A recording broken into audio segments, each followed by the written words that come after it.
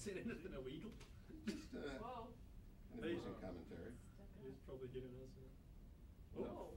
It's a bug. It's a bug. It's a bug. This is great video. I hope they recorded this.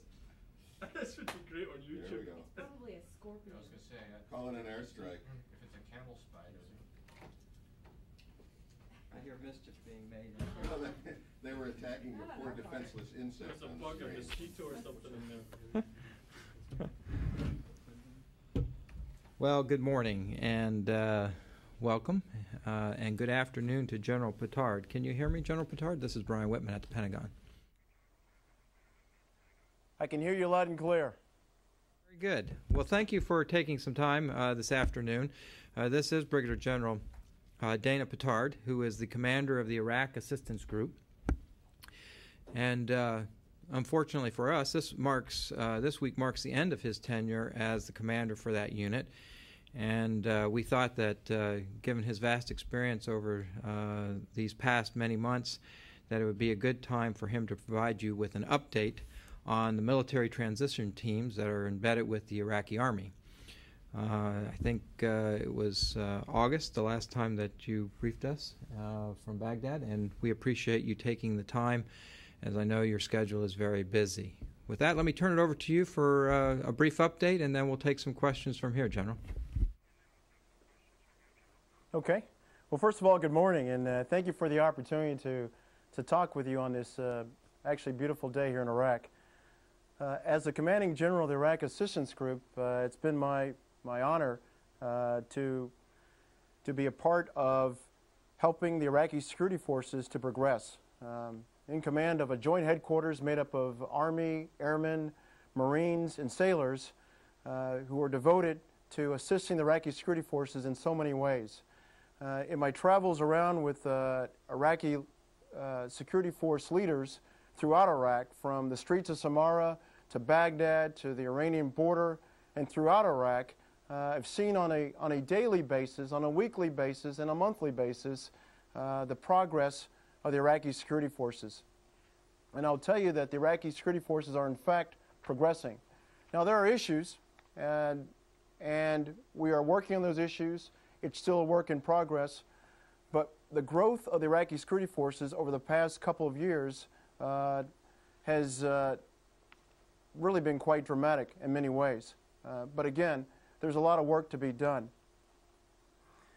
The duties of the Iraq Assistance Group now have grown to where we're now the overall executive agency for multinational corps Iraq for all Iraqi security forces, to include not only the Iraqi Army, the National Police, Department of Border Enforcement, but the Iraqi Police and the Facilities Protection Services, and really all the Iraqi security forces.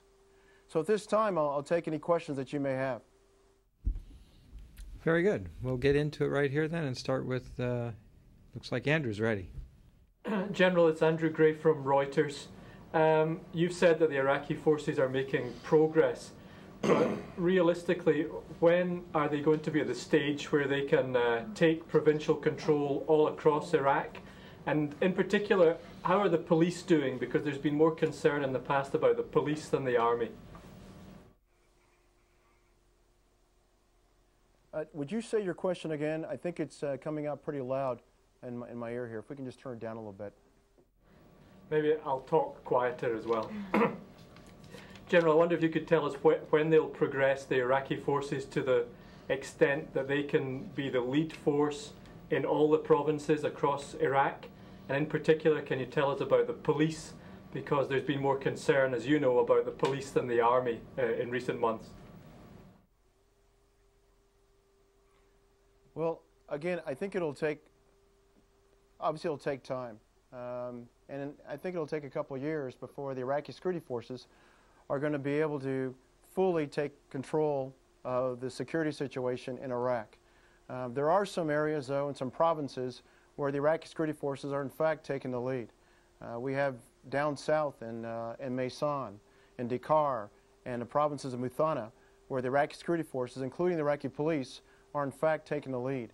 We're seeing that also in Erbil and Sulaymaniyah and Dahuk, where the Iraqi police services are in fact taking the lead. But the Iraqi the Iraqi police services are in fact the local police. And of course, being the local police, they're more vulnerable to local conditions and local biases. And in some areas where there's mixed Shia and Sunni neighborhoods, to local sectarian issues. And so that's certainly a work in progress. And I think if we had a scale of most vulnerable to sectarianism and least vulnerable, on that scale, the most vulnerable would be the Iraqi police services as well as the facility protection services. Let's go to Jeff. General, if local police, excuse me, he was talking, okay. If local police are vulnerable to local intimidation, why not take police from elsewhere and bring them in so you don't have local people subject to local factors, local forces? You know, that was tried a couple of years ago, and that's to bring in police from other areas into areas they're not familiar with, into other provinces and cities. And it frankly didn't work very well. It is much better to have local personnel, locally recruited police who are familiar with the neighborhoods. What we have to do, though, is to make sure that that police service and police force is as professional as possible, and in picking good leaders that possibly may be out from, from other areas. But we found that having local police who know the neighborhoods is still the best option. It is now making sure that they are professional is the key challenge there. Pamela? This is Pam Hess with United Press International. General Odierno told us last week that a large number of National Police Brigade commanders and battalion commanders have been replaced because of sectarian issues. Could you lay out those numbers for us and tell us the process, how you go about figuring out who's bad and who's not, and what the result of that has been where the leaders have been replaced? I can. This time last year, many people on the coalition side and in America were writing off the National Police as just merely an arm of the Shia militia. And over time, we've seen quite a change with the National Police. And it started with the Minister of Interior, Minister Balani, installing a new National Police commander, Major General Hussein, who has made a difference. He and the Minister of Interior, Minister Balani, came in with a mandate for ensuring that sectarian bias leaders were removed from the National Police. And as one could expect, there were many obstacles to that goal. But since Major General Hussein took over last October 2006, both National Police Division commanders were removed. 7 of the 9 National Police Brigade commanders have been removed, and of those 7, 5 were removed because they had sectarian biases. Quite a few of the 27 National Police Battalion commanders have in fact been removed. And in fact, this time last year, almost the entire command structure of the National Police were in fact Shia. I'm happy to report now that Major General Hussein has really done a good job with an outreach program of bringing in Sunni leaders. 50% of the division commanders, that's 1 of 2, is Sunni. 4 of the 9 National Police Brigade commanders are now Sunni. 9 to 10 of the 27 National Police Battalion commanders are in fact Sunni. Now there's still more work to be done, but General Hussein has made a world of difference with the National Police. I would add also, along with that, in changing out leaders, the National Police began, with the help of the coalition, a very aggressive training program where an entire National Police Brigade was taken out of their battle space or their area of operations in the Baghdad area and then taken for 4 weeks of concentrated police and tactical training away from Baghdad. And we've seen some results, some very positive results from that training. Now, it was very painful for our operational plans in taking out an entire brigade, but it was well worth it in getting back a better trained National Police Brigade. Go ahead, Courtney. General, this is Courtney Kuby from NBC News. Based on what you're seeing, the strengths and the capabilities of the Iraqi police and the Iraqi army, do you think that any gains that are made with this surge or plus up or whatever you want to call it in Iraq on the American part, do you think they'll be able to maintain that? Well, again, the goal of the current operations is to make certain areas secure, whether it's Baghdad or whether it's Diyala province or Al-Anbar and other areas, so that there is a security basic foundation so that then the Iraqi security forces over time can take control, and then it's within their capability to keep stability going, which will allow the Iraqi government time to in fact be able to govern. So it's going to take some time, and we'll see how long that takes. Do you feel confident that the Iraqi police and the Iraqi army will be able to maintain that after the U.S. presence begins to draw down or moves to other areas? I'm confident that the Iraqi army will be able to do the job. But again, our ultimate goal is not for the Iraqi army to be in the streets of the cities of Iraq. The ultimate goal of the Iraqi government and the coalition is for the Iraqi police to do that. And that will take some time. Jim. So this is Jim Garham. I'm from American Forces Press Service. You've been there a year now. I was wondering if you could describe how the roles of the coalition training teams have evolved over that year. Well, actually, I've been here a couple of years, and that I had a previous tour in Iraq, and I think that gives more of a depth and breadth of where we were in 2003, 2004, and 2005, and where we are now. The embedded transition teams have in fact made a tremendous difference. The idea of the embedded transition teams came from former MNFI Commander General Casey, and then the Minshtiqi Commander, that's Multinational Security Transition Command, Iraq Commander, then Lieutenant General Petraeus. And that began in about September 2004 with early advisory teams. Over time, that advisory effort has increased and grown to where we have it now, where in fact it is a priority mission, and it's 11 to 15 personnel teams that are embedded throughout the Iraqi security forces. And they've made a tremendous difference. When I left here in Iraq for my last tour in early 2005, there really were only 2, possibly 4 Iraqi Army divisions, all of which were struggling. Now we have 10 fairly capable Iraqi Army divisions, and soon there will be an 11th, 12th, and a 13th division by early 2008. Again, part of that is from the embedded transition teams making a difference as far as their advisory effort, and then being partnered with coalition force battalions, brigade combat teams, and regimental combat teams throughout Iraq. So can I just have a follow on that? How about specifically the police transition teams? How has that changed, or how is that working now? Our effort with the police transition teams has also increased. There are close to 200 police transition teams throughout Iraq. And in my opinion, it's still not enough. I wish we had enough police transition teams in every single district, every single police district throughout Iraq. But we've had to make certain decisions and choices as to where our priority effort is.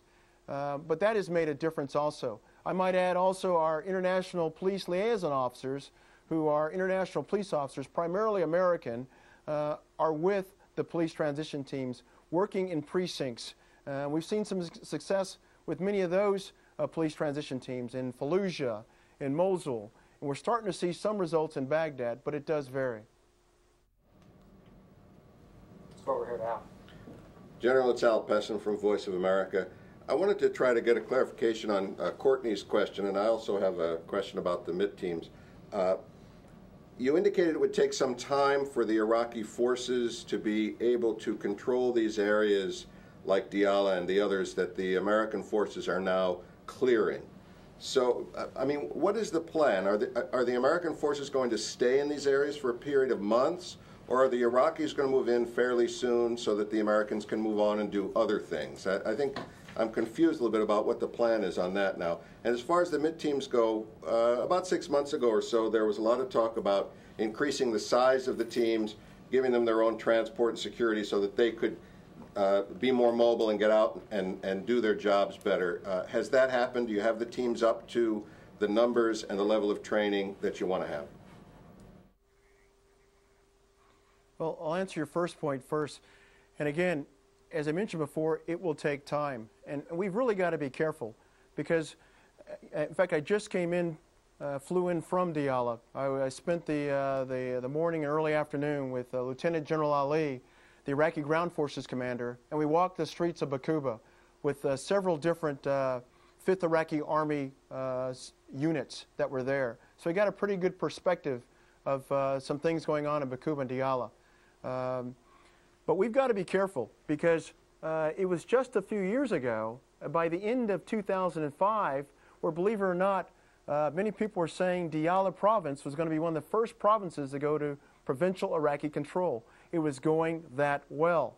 There were 2 brigades in Diyala province at that time, 2 coalition force brigades with approximately 8 maneuver battalions.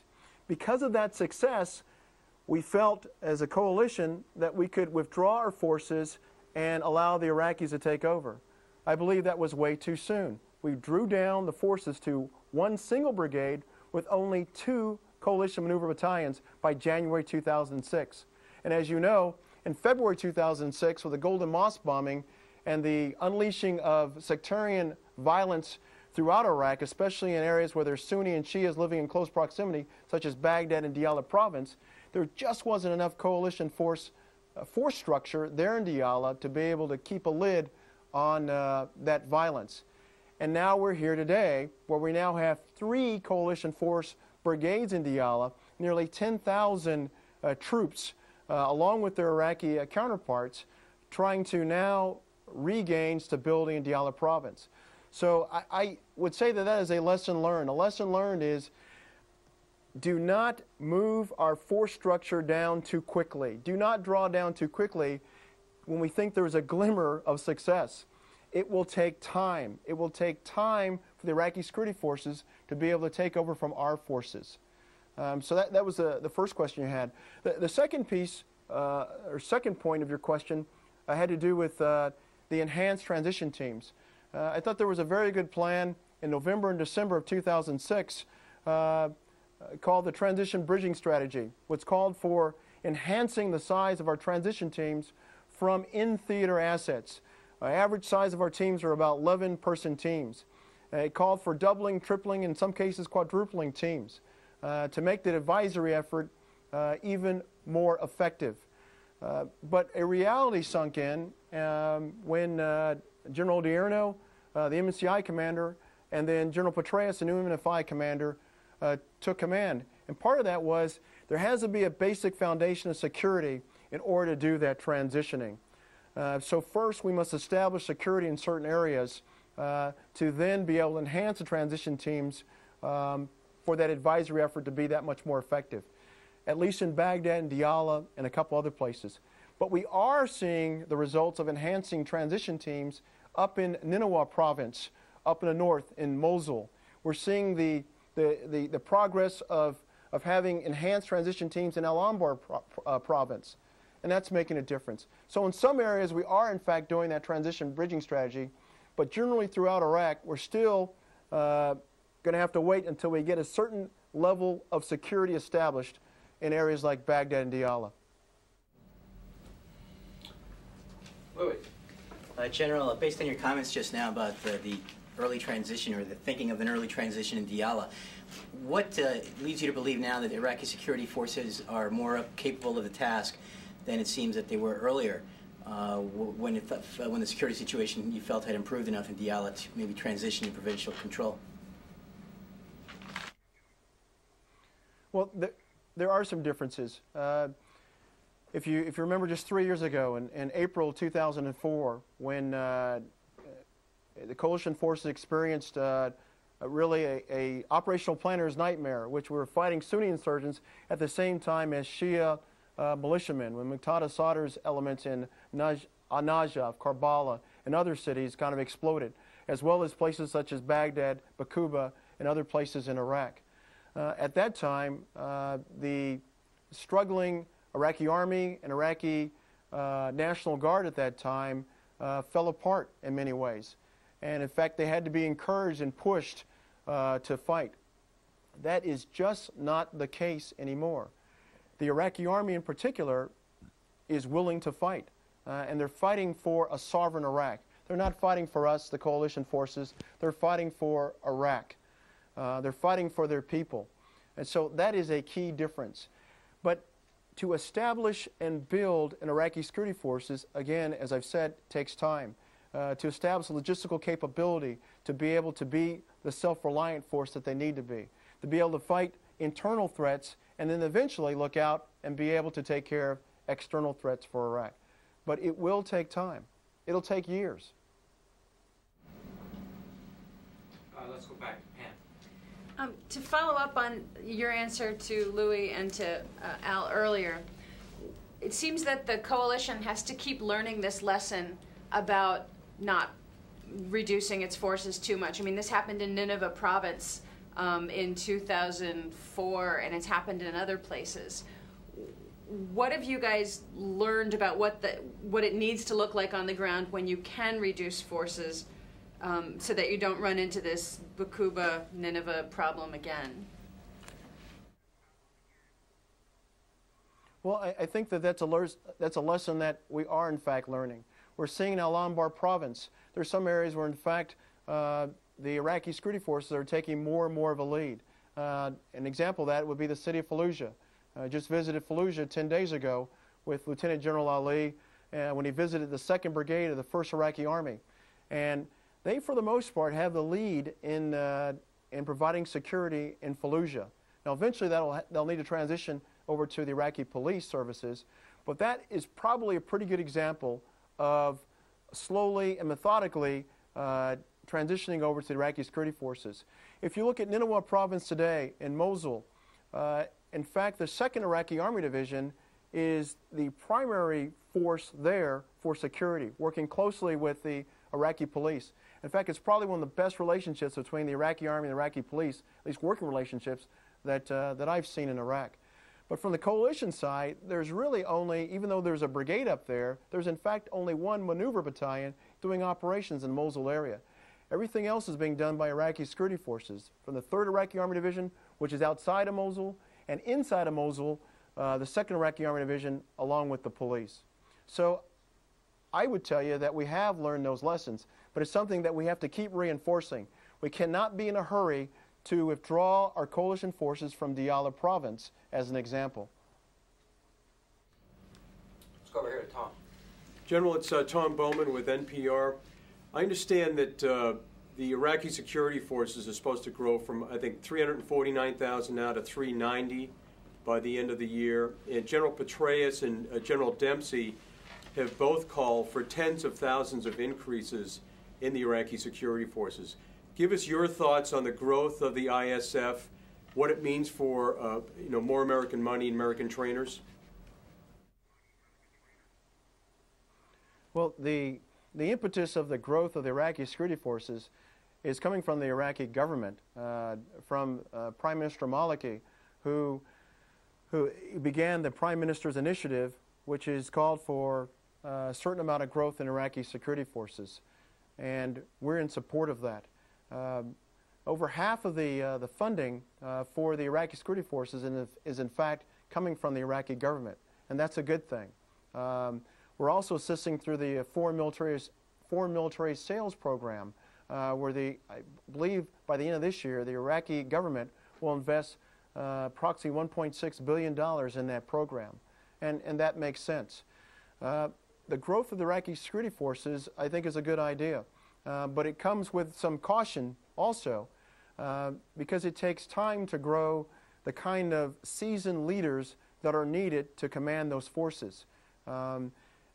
We found that it's not that difficult to recruit young soldiers, young Jundi, or soldiers as they're called, or young police officers. It doesn't take too long to train young lieutenants. but it takes much longer to train seasoned non-commissioned officers and majors, lieutenant colonels, and brigadier generals. So with the growth of the Iraqi Army and the Iraqi security forces, it will be larger, but it will take time for it to become the professional force that the Prime Minister and the government envision. Well, if it's going to be 390 by the end of this year, project into 2008, what do the numbers look like, do you think?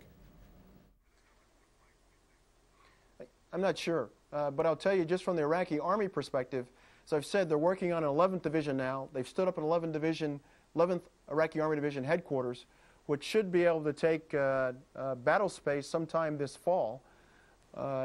We think that in early 2008, a 12th Division will be created in the Kirkuk area, and a 13th Division will be stationed somewhere between Basra and Al-Nazariya. Again, we're seeing that growth. We're seeing also growth in the Iraqi police services, and I would say as it should be, because in a stabilized Iraq, it is the Iraqi police that will be the first responders. And if it's something beyond their capability, it would then be the national police, and if it's beyond their capability, and then it would be the Iraqi Army. And that's what I think it'll look like in early 2008. Let's go back over here to Jeff. General Jeff Shogel with Stars and Stripes, you had talked about the progress the Iraqi security forces made between 2004 and now, but in July of 2006, most of Diyala was turned over to the Iraqi security forces, including, I believe, the 2nd Brigade of the 5th Iraqi Army Division, which I believe is considered one of the best. What happened? Well, clearly, the 5th Iraqi Army Division wasn't ready for many reasons. As far as its personnel, it wasn't up to full strength. It had issues with logistical capability. The 2nd Brigade, 5th IA, had some very inspired leadership. Brigadier General Talabani was one of the better brigade commanders throughout Iraq.